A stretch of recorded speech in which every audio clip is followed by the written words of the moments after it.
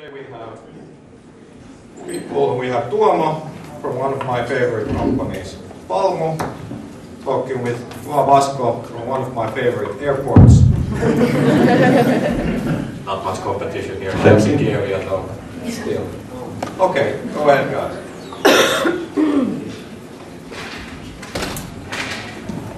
Alright, good morning.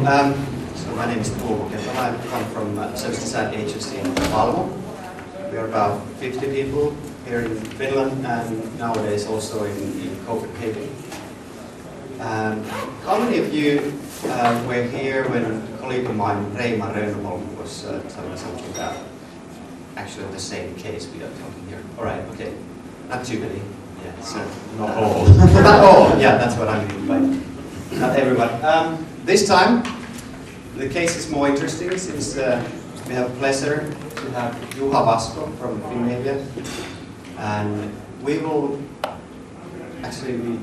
thought that we should concentrate on how to involve people. That means our customers and their customers in the design of service experiences and services. Yeah, thank you, Tuomo.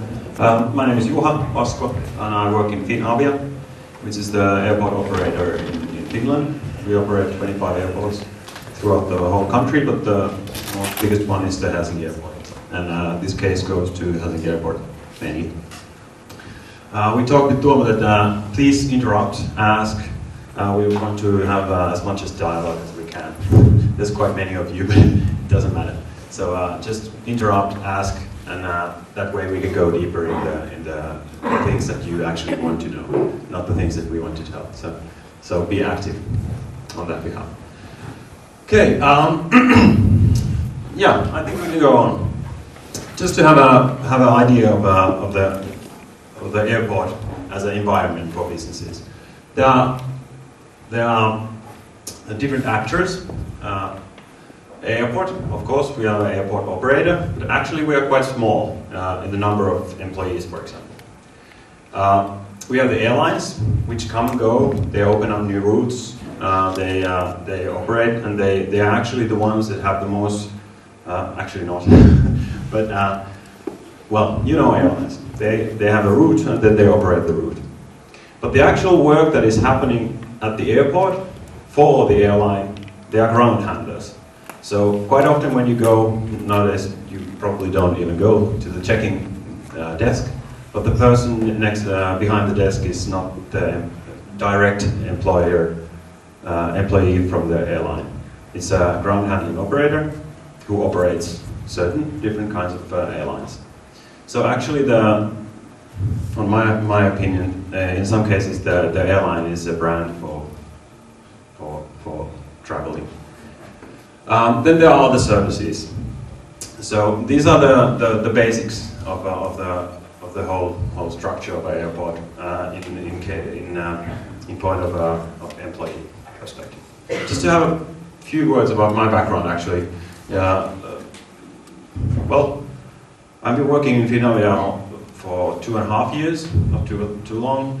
My background is in HR, so I come from that area and then moved towards developing services. So I think if I have to choose what is my point of view, it's really personnel focused view, and how can you well, get the people excited and motivated on their work, for example. Okay, some figures. Well, 19 million passengers go through Finavia airports every year. So there's not too many other places that have this kind of volumes.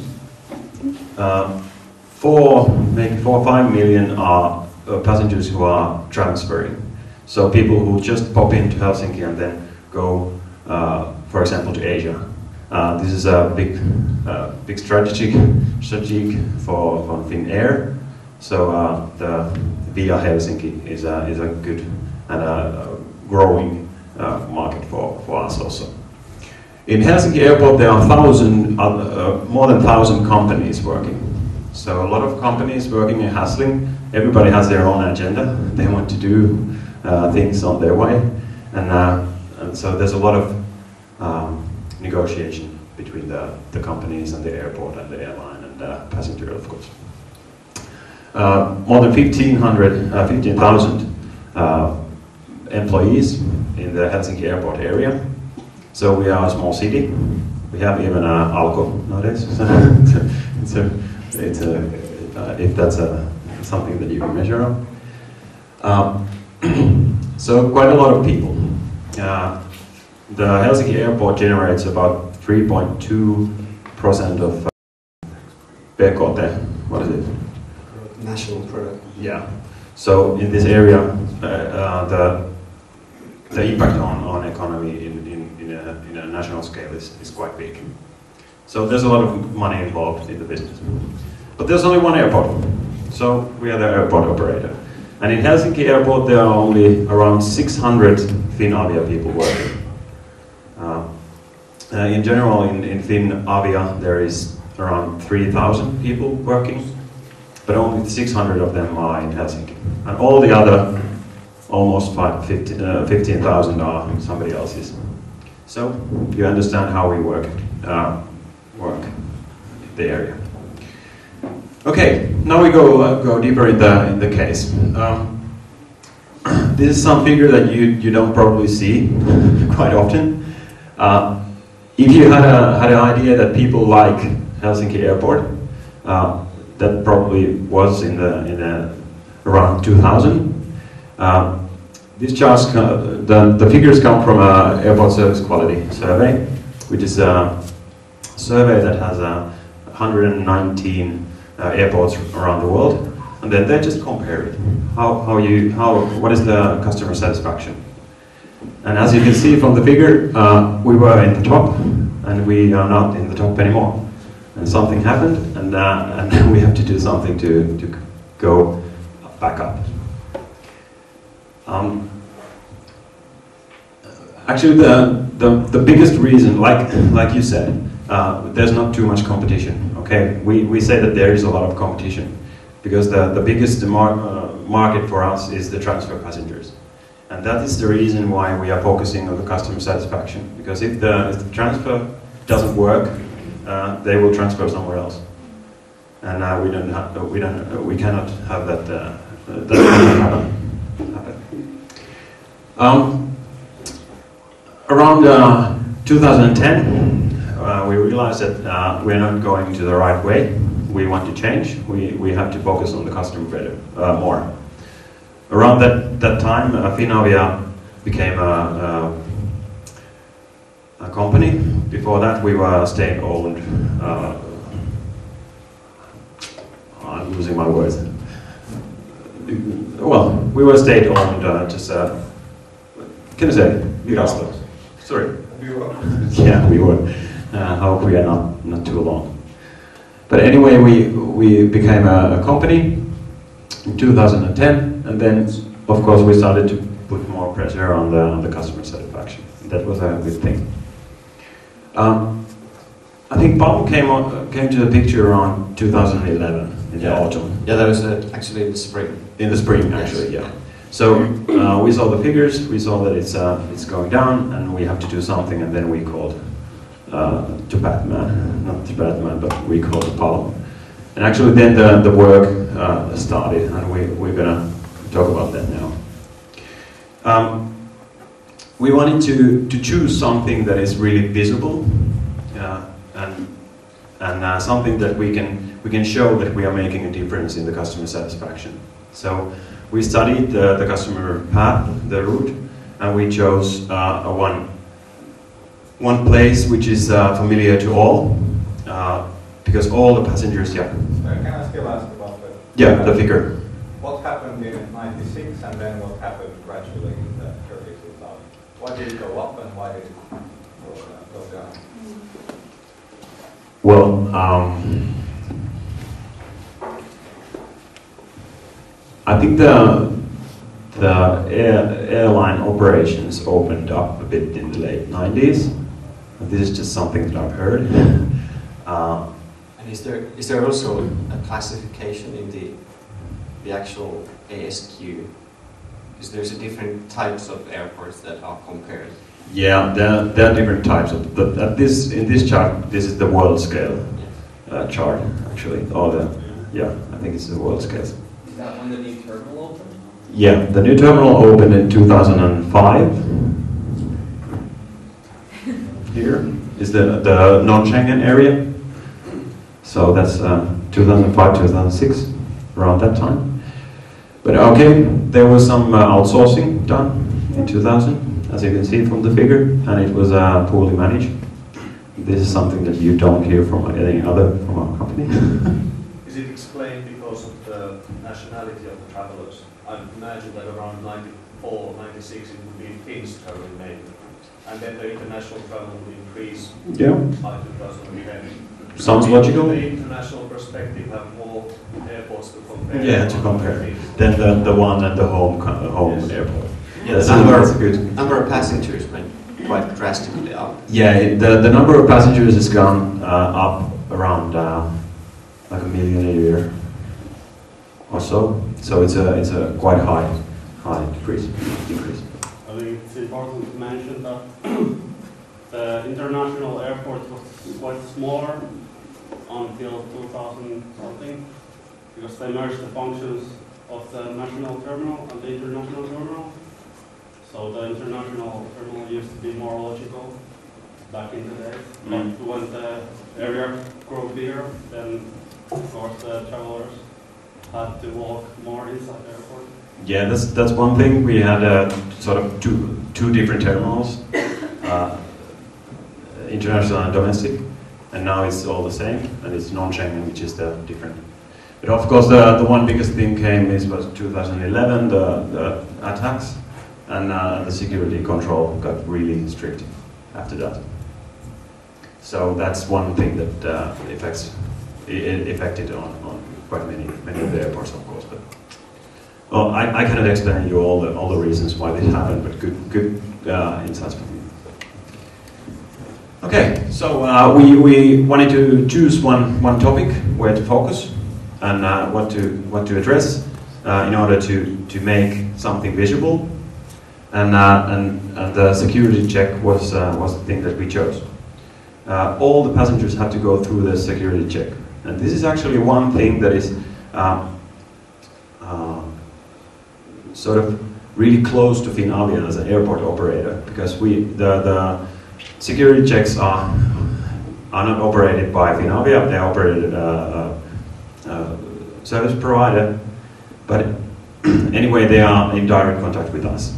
Because the ground handler, as I showed in the picture beforehand, they are actually always talking with the airlines, and the airport is talking with the airlines.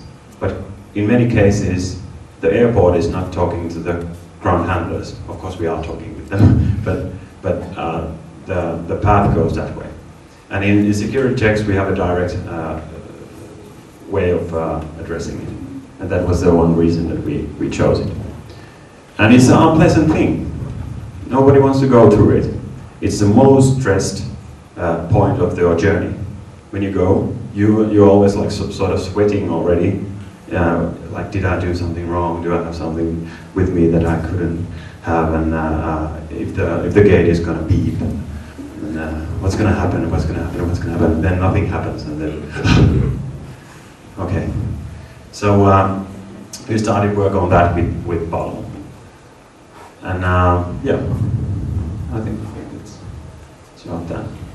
This is a picture of what we did. And now you have to say if I'm talking too much, and then Tuomo can continue. We sort of didn't have a service identity in Finavia. At least we didn't have it in writing. We didn't have a clear vision of how we want to be, and how we want to act. So that was one chunk of the work that we did with Palmu. And that was quite a big chunk of it.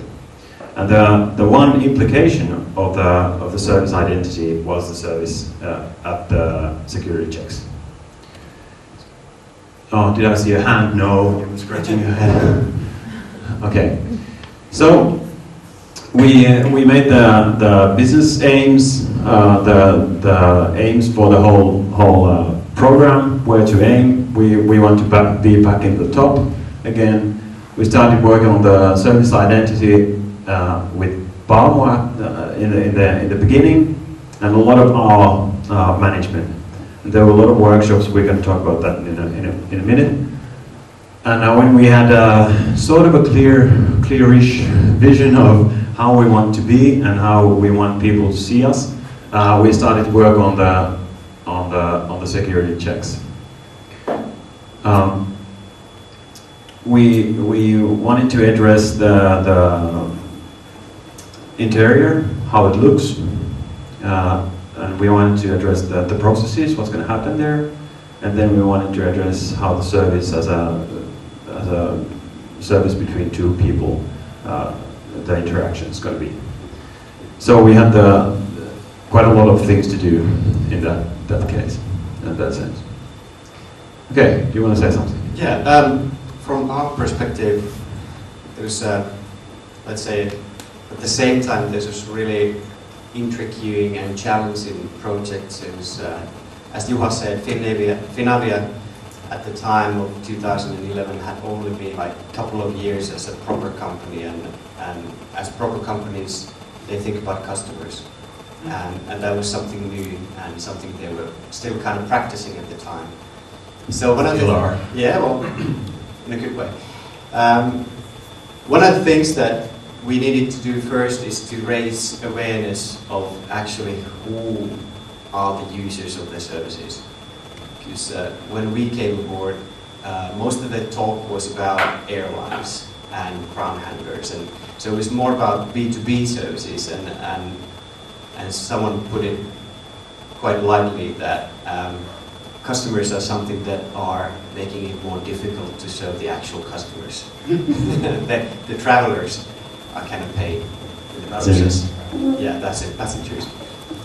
So the service identity was to actually have a shared vision of customer experience, and in that environment, more like a bureaucratic background. It was a lofty goal and something we needed to address, and that was one of the reasons we chose to implement something fairly soon. So, and something visible, something that could be seen as an evidence of new ways of doing things and new ways of managing service operators. And that was one of the reasons we chose, or they chose, and we helped them, the security checks. And that was, at the same time, it was the most challenging way to implement a new service identity, and at the same time, most promising, because there was big improvements to be made.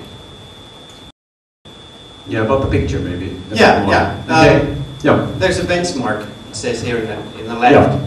And one of the things that, of course, as you can see from the ASQ chart, there was quite a lot of things in development, things going on at the other airports throughout the world. And in our project, they had lots of insight from other airports, and actually, as part of a project, we went to Edinburgh. Yeah, Edinburgh was an airport which is sort of the similar size than Helsinki, sort of, and so we went there just to have a look, and we didn't see much different, I would say, but it was a good start actually. It was quite in the beginning of the project, and I think we will see with Tuomo for a few times before we ended up in Edinburgh, but it was a good start. So, if you have a chance, do that. Yeah. To go to Edinburgh. One of the key learnings from Edinburgh was probably the consistency of developing customer experiences. Yeah, they have a long history in it, and actually the reason why we went there was that they have a really big jump in the ASQ charts. So they came from a position of 10 to top 3 or something like this. So we of course wanted to see what had happened there, and they really had focused on the customer service people as their training. That was one thing that they had done. But what about the setup of the actual project? Was that, as you can see, Finavia was leading the whole initiative, And then there's us and our partner Flow, which is a training company. Actually, we used Yes. Flow as a training. The Flow trainers did some of the training and the coaching sessions in the project. Yeah. Since from the start, as the security check was chosen as one of the key areas, we saw quite early that there will be hundreds of people involved in the project. So there's more than 400. 400 to 500 security personnel in Helsinki Airport. So if you want to address all of them, you have to do a lot of work, and that's why we introduced we had a training sessions with all of them. So a lot of like classroom training, which was now we spoke with Tola that we're going to say right away if we would do something differently now. 400, like we say, 400 people in a classroom situation where you are actually teaching them how to behave is not the optimum way to go. So I would definitely. They were not all at the same time, but still. No. They were only like in groups of 25. So it was a small group, and it was really active and evolving. It was good training. But now when we look back, we would have put the same effort on working with them on site. So this is one thing that you should think about, is that where and how you do things that has to have an effect on the behavior. This is a classical way to gather the people in a classroom which is far away from the place that they actually work, and then you try to put something in them to behave differently in the place when they go back. And actually, the one thing that we wanted to. Okay, that's going to be in a further way. The reminders. Yes. We're going to talk about that. Yeah. Okay, so I'm going to talk about that. So the basic elements was the trainings, the changing the actual interior, how it looks, not too drastic, but a bit more pleasant. And then we had like an internal coaching thing going on. So we had service coaches. Service coaches, which were individuals from the security companies that had tasks to be as a frontliners or change agents in the project. And we had two one-day sessions with them, just to coach them how they can be and how they can get others to do as they are doing, and what are the limitations, and how actually you can promise to do a change. And that was a good sessions, those 2 days. But these people were highly motivated, and it was really easy to work with them. And if you just take 400 people, there will always be people who just don't want to do it, and that is quite hard group of people to work with. There's always the people who will just immediately take the things that you want to address and take it as their own and start to do it. And then there's a big bunch of people who just need a bit more time to adjust on the situation. Can you give examples just what kind of things were you teaching the security? Well, for the security checks, at this point we were just focusing on how you actually take the connection with the passenger, how you speak, how you behave. For example, if you have the gate and it beeps, you have the body check with the hands. And previously, I hope it's at the moment it's better. But previously, they didn't say anything to you. They just said.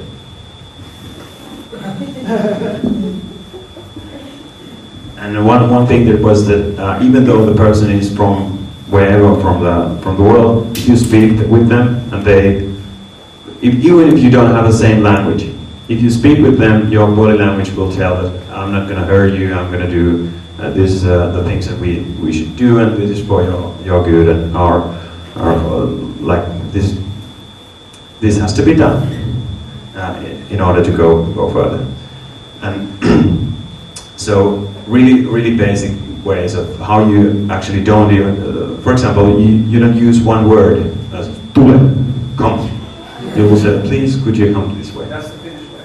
Yeah, but that's also like, quite many, the big bunch of people are Finns, but even for, I don't know if you are a Finn or not, but if you do something else that expected, that's the gap where you are aiming. So if you expect them to say really rudely, and they are not going to say it really rudely, then you will be pleased. And that's the whole idea of like developing services. Yeah, and it wasn't just about a politeness of the service. It was about the role of the service security personnel, since there were strict rules what they should be doing when they act. Well, like for example, when they are doing the body checks, you have to put the thumb under the belt and check here. But since the whole situation is kind of awkward for the personnel, they are not doing it. But since the service identity was about anticipation and reducing stress and that sort of things, we had to address both the passenger side and the personnel side, so that the passengers are okay and they are actually told before the thing happens that okay, this will happen probably to you as well, and it's okay, and the personnel have the duty to do that thing. So we're giving information to passengers before the gate, or that, what's the signs? Yeah, the kind of things that, okay, how the security check actually goes. And then when it happens, it's not a surprise. It's not a surprise, and the personnel have actually a role in the process that is expected. So, because some of the things that they were kind of feeling unsecure, the security personnel, like how I should do it, and how should I address people, since I'm kind of like invading their privacy. So that was the big change, that where maybe we're putting some order or structure and meaning to their work. They were doing pretty important things, and before this there were more or less just people handling passengers. Processing people, as they say. But now we are addressing passengers.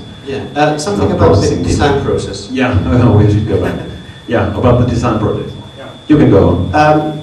One of the things that we used... Actually, I have to say, you have to come back, because we didn't go it through. So the service coaching thing was here, and they actually worked alongside with the other security check personnel, and then we had the trainings going on. Simultaneously, the trainings that the trainers were doing for the security check people, they were going on, and the trainings for the actual security personnel in a classroom, those were going on. And at the same time, we were actually drawing the lines for the environment, and we got insights from how you should actually work in the environment.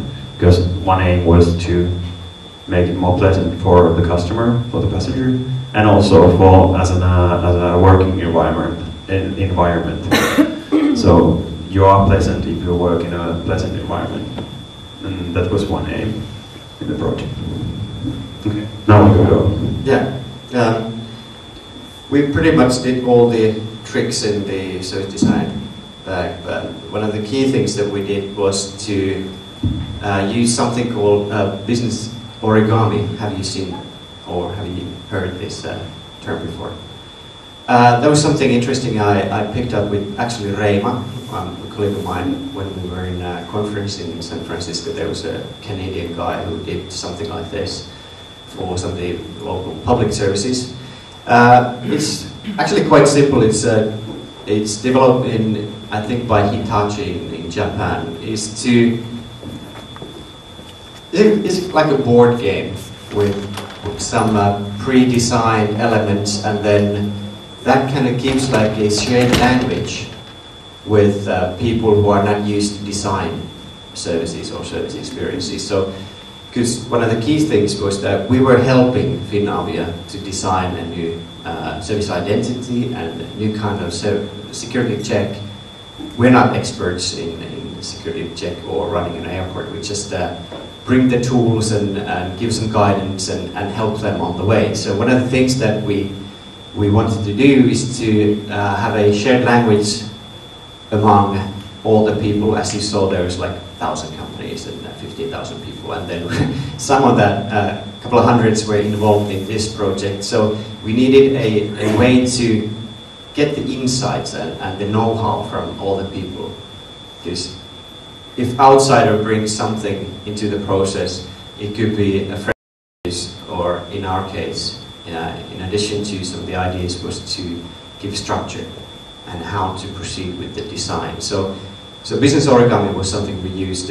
As you can see, there's like elements like this that we noticed that blueprinting a service or making a service path.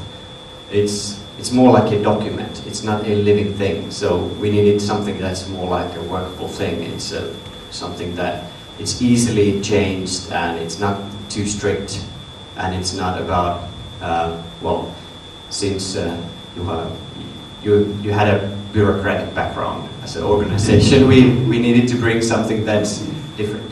Something that it's not about commenting documents and writing memos about it. It's more about doing things together. So, can you talk, say a few words about the actual tool? Yeah, the tool includes. You can see there's a kind of like a profile picture of a business lady.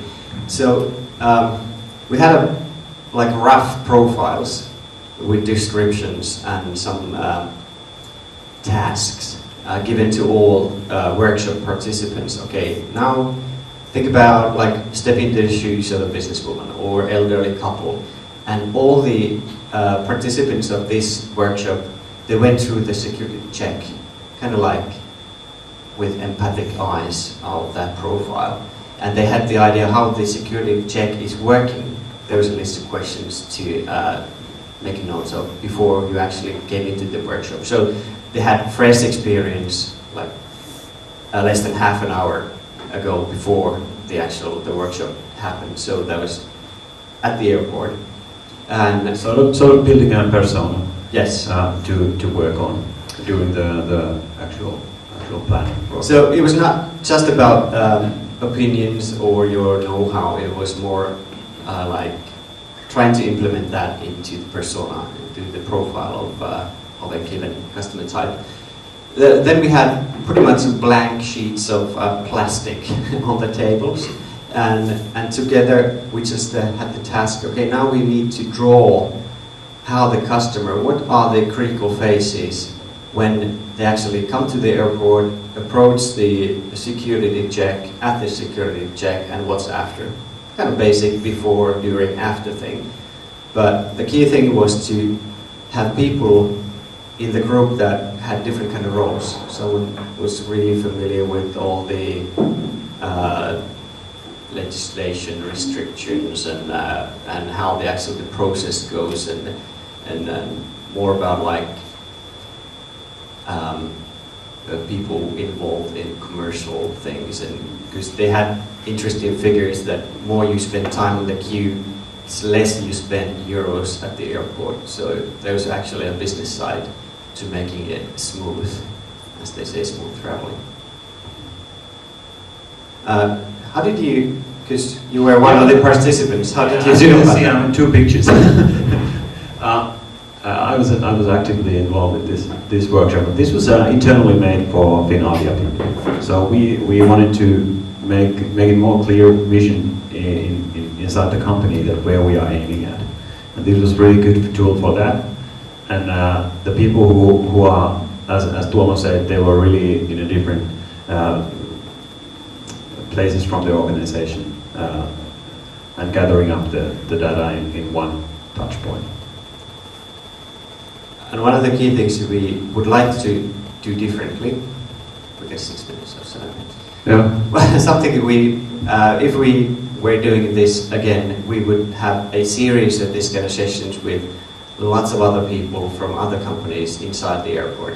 Yeah, More involving, because before this we had the service identity workshops with the top management, and then we had similar sessions with service developers, and then we had these, and then we had these with passenger services people. But we should have also got more from all the areas, so to get people involved. And once you get people involved, you get more fresh ideas, and they get more commitment to the project. This is interesting, because someone was asking what was in the training. So this is from the training for the security people, the security checkers. Yeah, a question.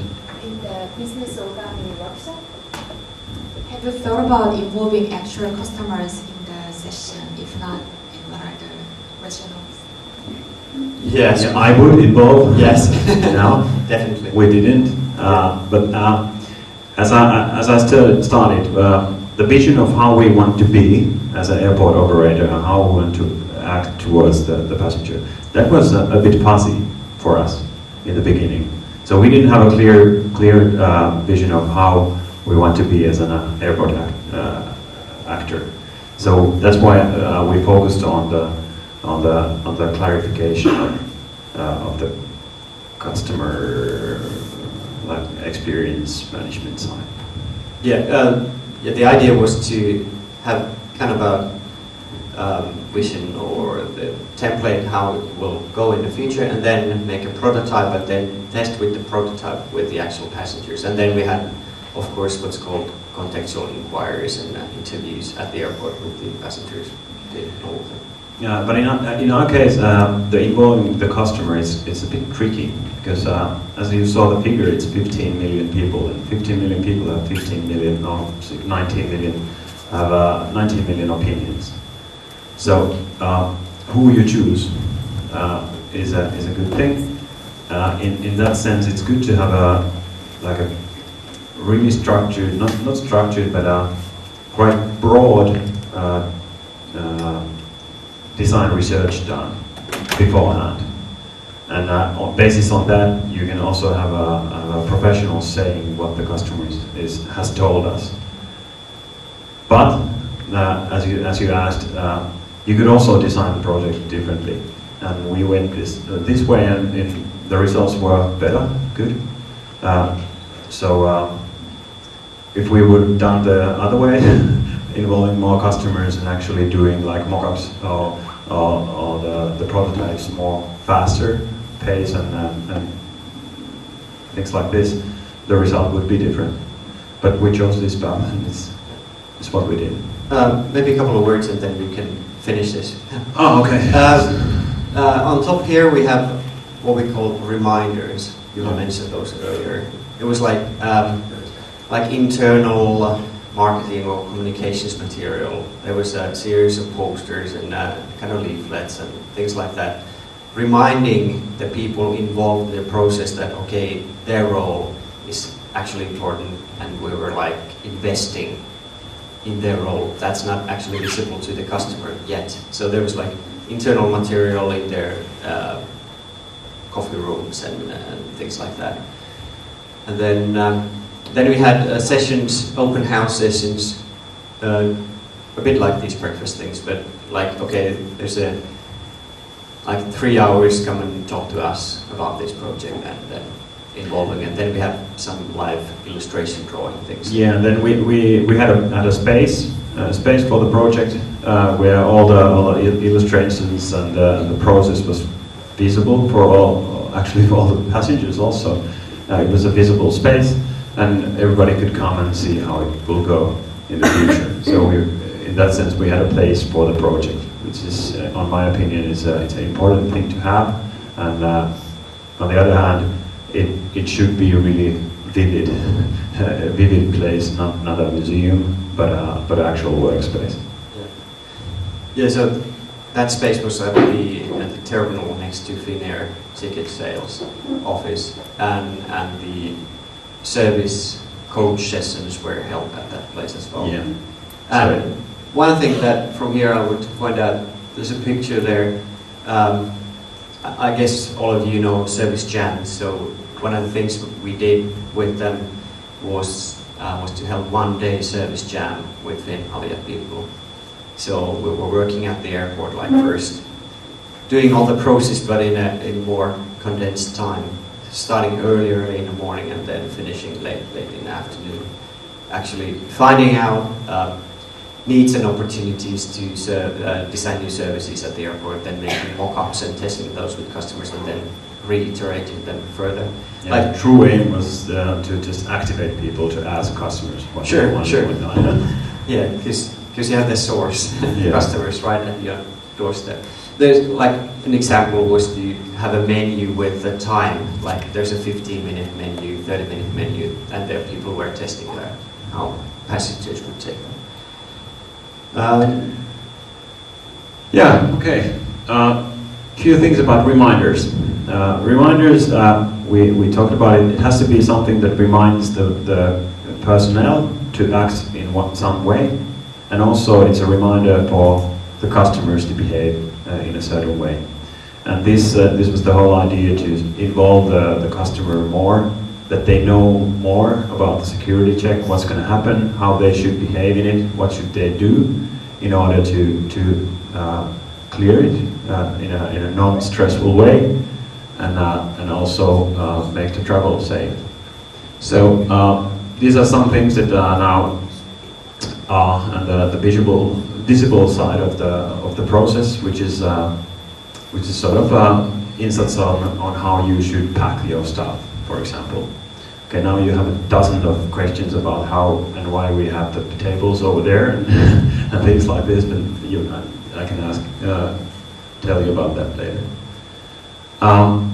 So it was a lot about information to the customer service people and information to the passengers, and involving them in the process. And now you're rushing, and there are the ASQ scores for courtesy and helpfulness of the security personnel. So with the trainings, we actually started to get results. In the beginning of 2012, the whole management level of our company was changed. I think there's one board member still left in the company from the past one. So a bit of fuzzy half a year or almost a year, and now we're back on the track. But one biggest reason for the good results is that at the same time, this is one thing that I have to say, I will come with you in a minute, is that we had the opportunity to change the contract with the service provider at the same time that we were doing the designing process. And if you say that we had a bureaucracy background, and now we are focusing more on the passenger, the whole structure of the SLA is changed in order to make the interactions more visible, and then now we have a tool for managing the service better. Yeah, that's a key link, like the service level agreement. When you are designing your services, you have to design the context, not just the interaction with the customer, but actually the business context. Yeah, yeah. That's why the start was a bit slow, because there wasn't a need for anyone to act differently. And now there's with the SLAs, there's a need to act differently because the contract says so. Now you, and then you. Thank you. Did you have after these things happier employees, the service providers? Now they are knowing what they do in difficult situations. Any research about that? In the SLA, we have a employee satisfaction actually in it. So the satisfaction of the employees has to go up. Otherwise they get a penalty. So the company gets the penalty, not the employee. But so yeah, this is one aim to go. So actually, by introducing these tools, it should be that way. there's been a lot of changes in the area during the like half a year. So that's why at the moment I don't have the figures, but we will. That's really like we have measurement for it, and that's for my opinion it's the best thing that you can like make it visible. The satisfaction of the customer service people also. Sorry, my mumbling. You. Hey, I was just wondering how you measured the success of your. In the previous slide, you had the courtesy satisfaction going up. How did you find that out? This was smiley face buttons? No. No smiley face. This is my opinion. Smiley face is like the worst case that you can do. Sorry, if you're using it, because smiley faces give you something, but it never says why. Smiley face is an indicator of something, but what is it? That's a different story. For example, if you go through security check and then you press the red button, what does it say? Was it a bad security check to have the knife in my pocket? Or somebody said me something, or somebody didn't say me anything? These figures are from the ASQ level, so it's a questionnaire. It's a satisfaction. One of the key things that we also did was to come up with the measures, and that was something we learned. Because we used NPS, the Net Promoter Score, and since we started using that, we used that till the end. But now I would also introduce more like CES, which is a customer effort score. More about, I think that's more relevant to service you cannot choose, like security check. But using NPS was a success. We had 5 before we started, and then we got 55. So at least the score is good. But good. I would argue that customer effort score would give more realistic measurement in this case. But measurement in general, I will give you a word in a minute. But measurement in general, in a process like this, I would say that the pace of the measurements should be really fast. So, because few actions will make a difference in the actual customer process, of the behavior, or the customer satisfaction. So there should be like a constant measurement going on when you have a process like this. The ASQ is really slow. It's like 4 times a year. It doesn't say much what happened last year or last week or yesterday. So that could be something that we would address. Okay. Could you give more examples about changes that you made to the contract with the service providers, or what else and what was that? Well, I cannot go into details, but